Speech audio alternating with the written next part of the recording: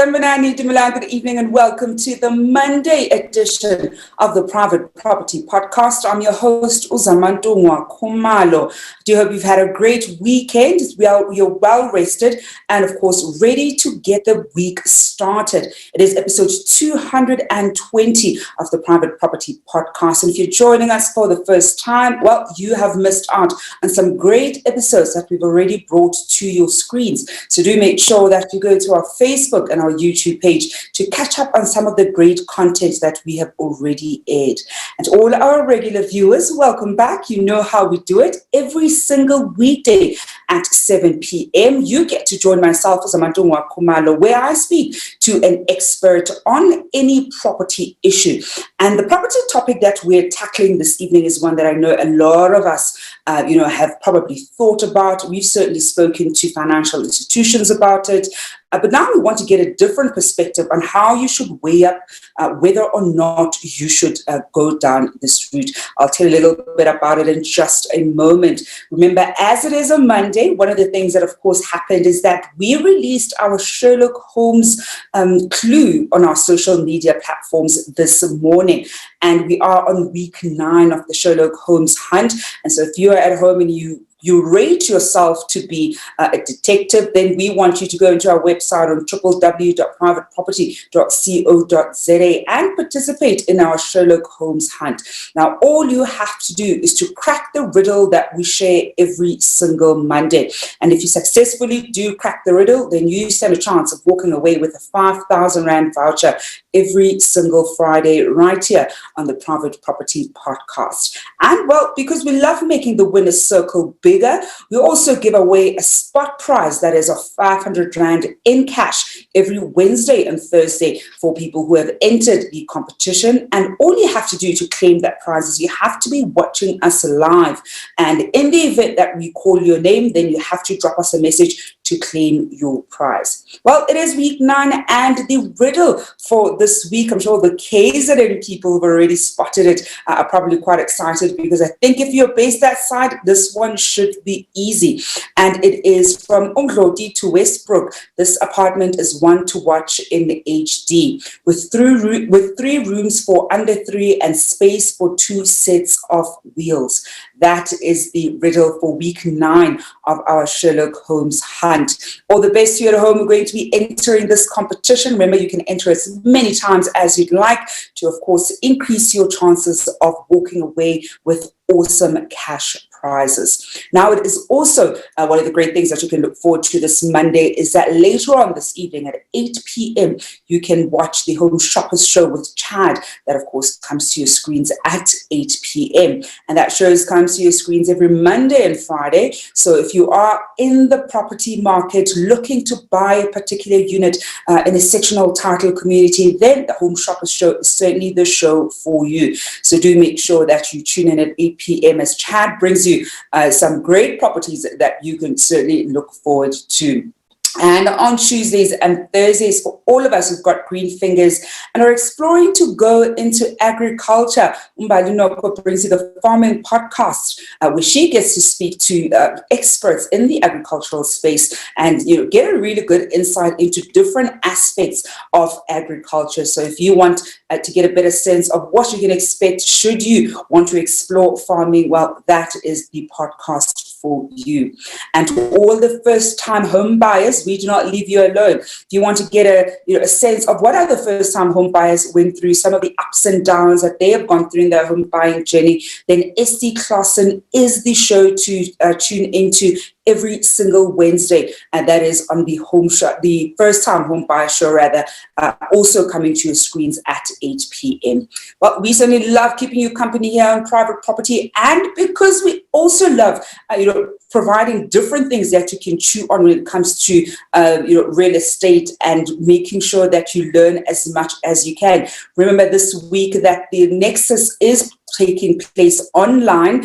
So if you are a property professional or you simply want to get a better sense of what is happening in specific areas where property is concerned, Private Property is running that program live for the duration of this week, Monday to Thursdays. There are 2 sessions per day. Remember, last week I did speak about it and really had a great conversation with Carl van Berg about this particular program that is running this week. And so that is something that you can also watch during the day. So if you do want to get a sense of what's happening in the property market in different areas, then that is the show to tune into, the program rather to tune into.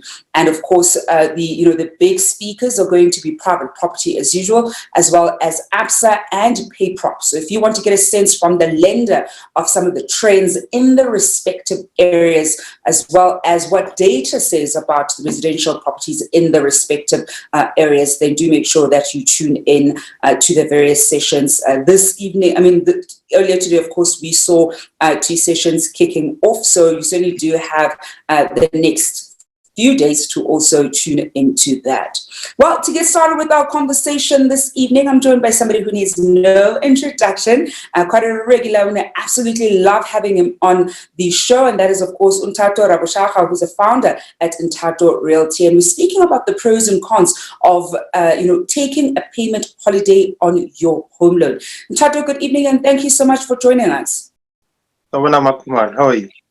Nthato, how are you on your end? I'm well, thank you. All is well.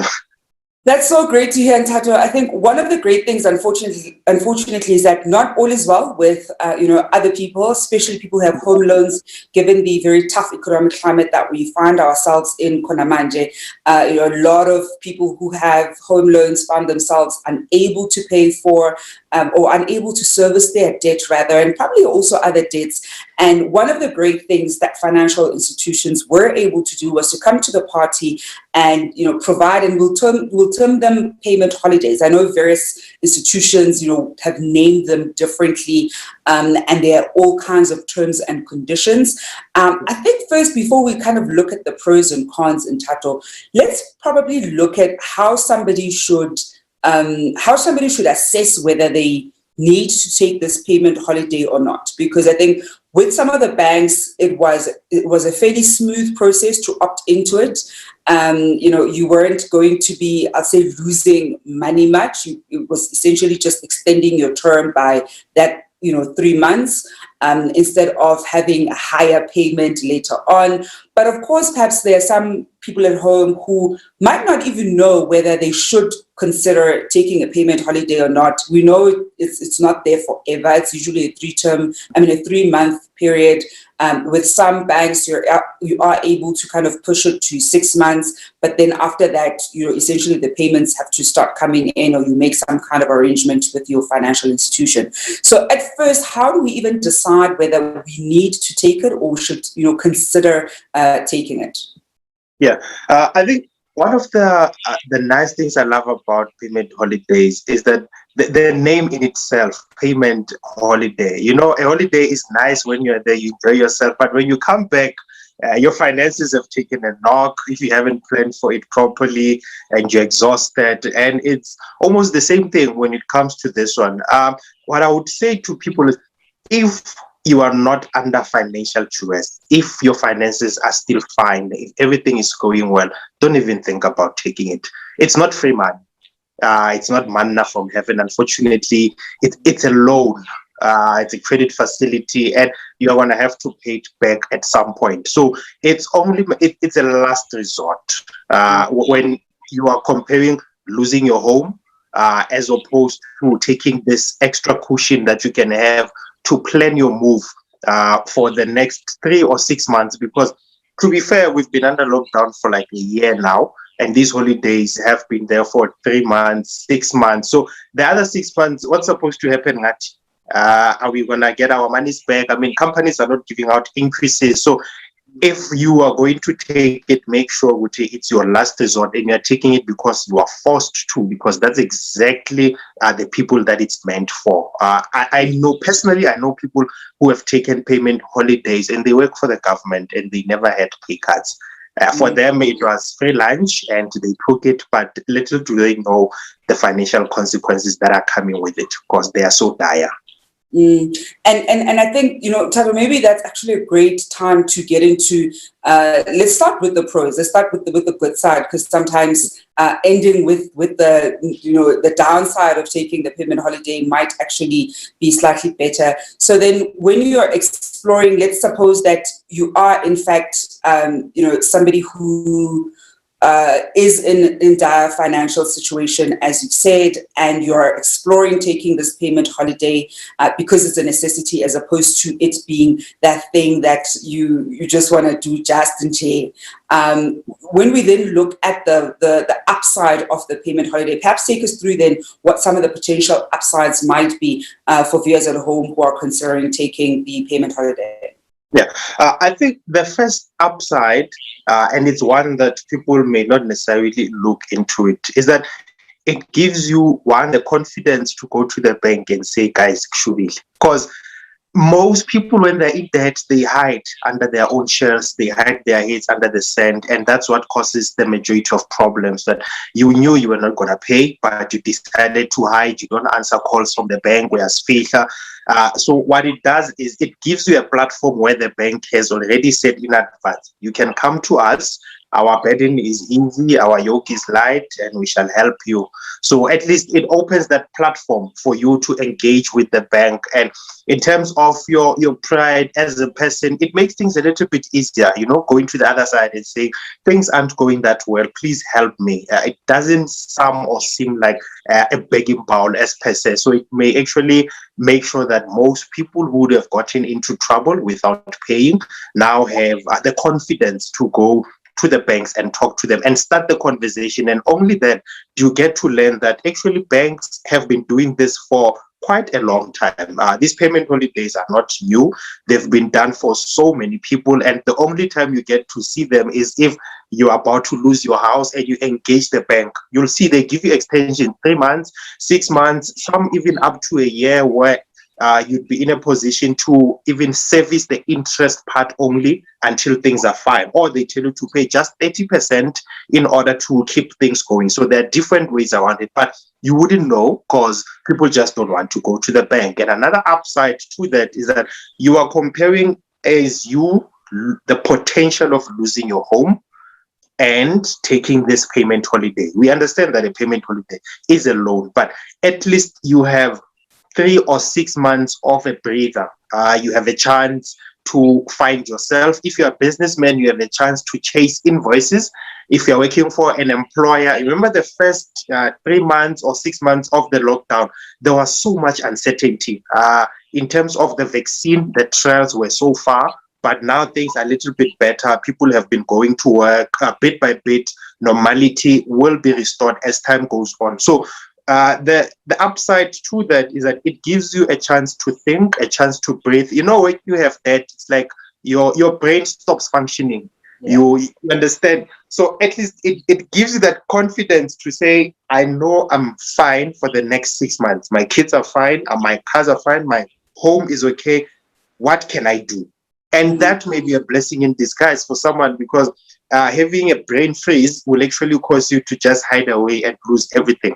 So it helps a lot for people who have the potential to lose their homes. That's a great upside. And in terms of the credit profile, it's not clear. I've checked so many sources with so many banks, and all of them speak different languages. Some will say it will not affect your credit profile as you pay, but then there are people who went to apply for loans after they took a payment gap, and the banks were like, hey, wait a bit, you are failing to pay the other guys, how will you pay me? So there's that as well, but at least it's much, much better than a straight out default, and normally things are bad. So COVID has at least helped to say, you're not the only one, you're not a bad payer. There's a lot of us like this, so just relax. Nthato, I actually love how you point out, Uguti, with so many people who are often in debt and struggle to service their debt. And we see this across all kinds of debt that we have, not only with home loans. More often than not, when you then find yourself in a situation where you struggle to service that debt, we tend to not be proactive in, contacting our financial institutions and saying, I'm currently going through a difficult time. Is there something that can be made? Is there some kind of payment arrangement that can be made? And it really does speak to I'll say the shame that we sometimes might have when we have debt, and especially are unable to service that debt.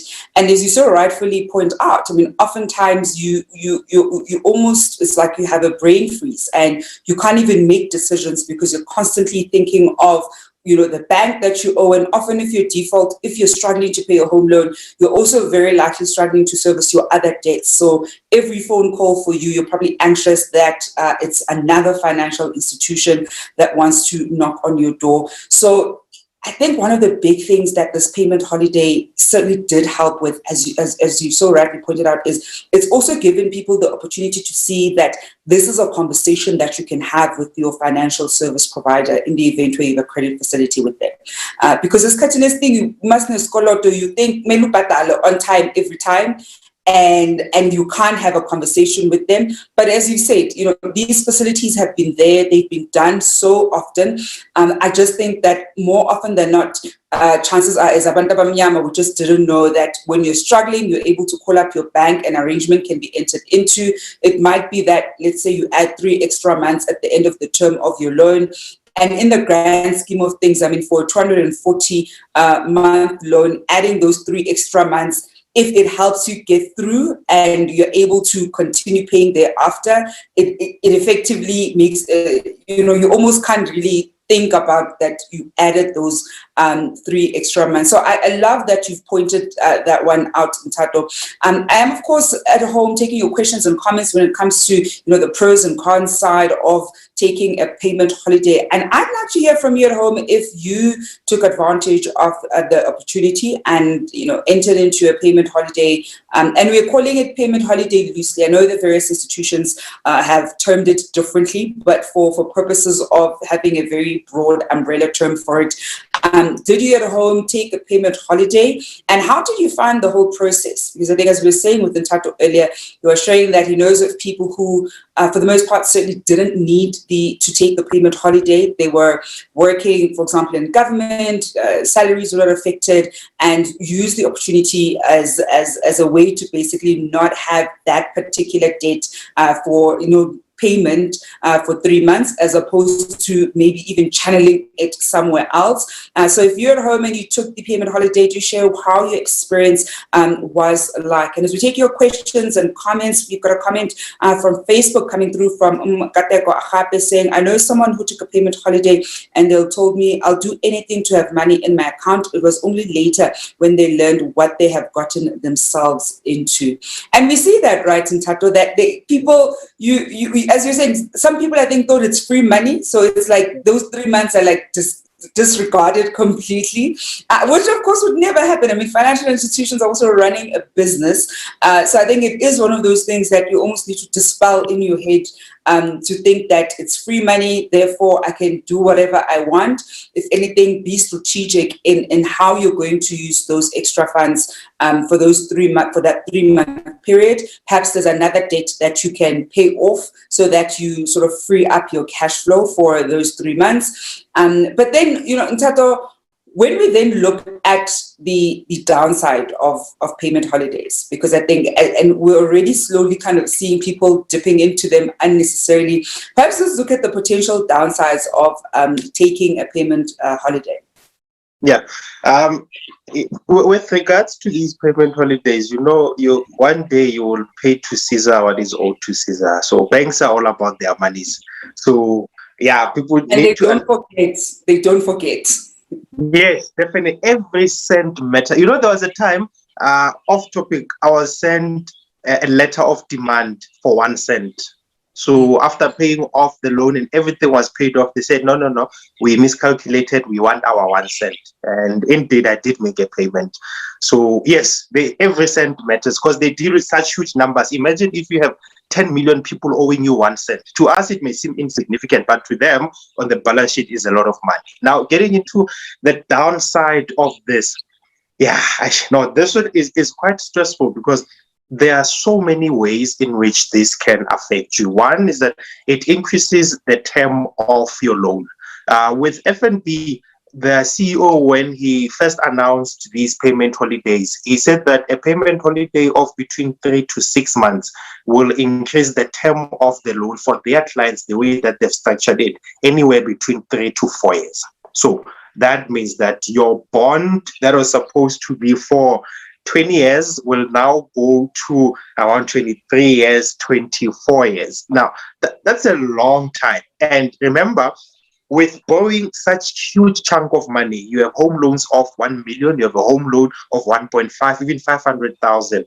The longer you take to pay it means that the more interest amount that you are going to be liable for eventually. Because ultimately how the interest that you pay is calculated on the balance that you owe at that time, and then they calculate that interest for that month and you will pay it on that month. So now you realize that, hey, I'm going to be paying a whole lot of money. And then there's another option where they use to capitalize your home loan.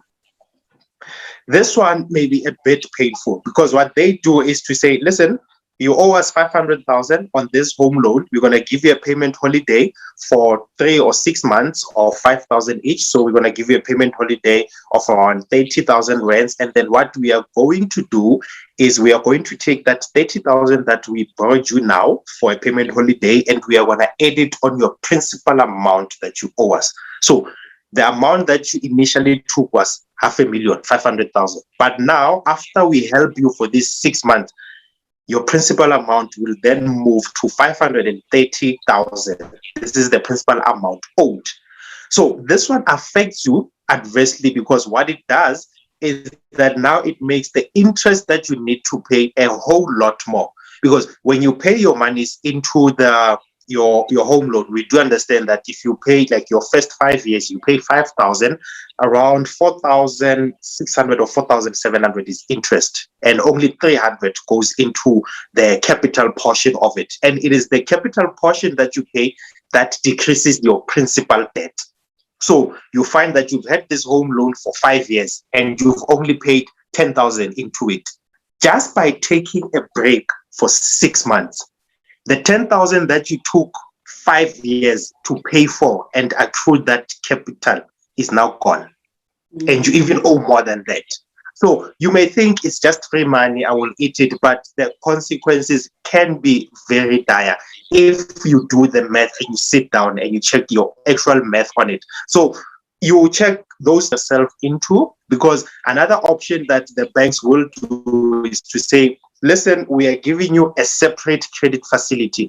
When I was checking what the banks are doing in the UK and in the US, they've then given people an option to take a separate credit facility for up to 60 months. Remember, 60 months is how long you take to pay off a car. Now they're giving you a credit loan facility that you're going to pay for around 5 or 6 years, just because they gave you a mere maybe 30 or 50,000. Then what they're going to do is that they will say every month you had to pay 5,000. That's fine. Keep paying your 5,000. But you have a separate loan that you owe now, and you must service it for around 400 a month. The catch here is that if it's a loan and it's a separate loan facility, it needs to have a separate insurance on it, your credit life insurance on it. So these are extra costs that you didn't think about. Now it also has to have the fees that are associated with it, your monthly fees. It may seem small, but that extra 69 rands a month for the next 5 years, it's a lot of money. So it's all about losing money. Yeah, and look, I mean, I completely get it from the bank's perspective. Offering a separate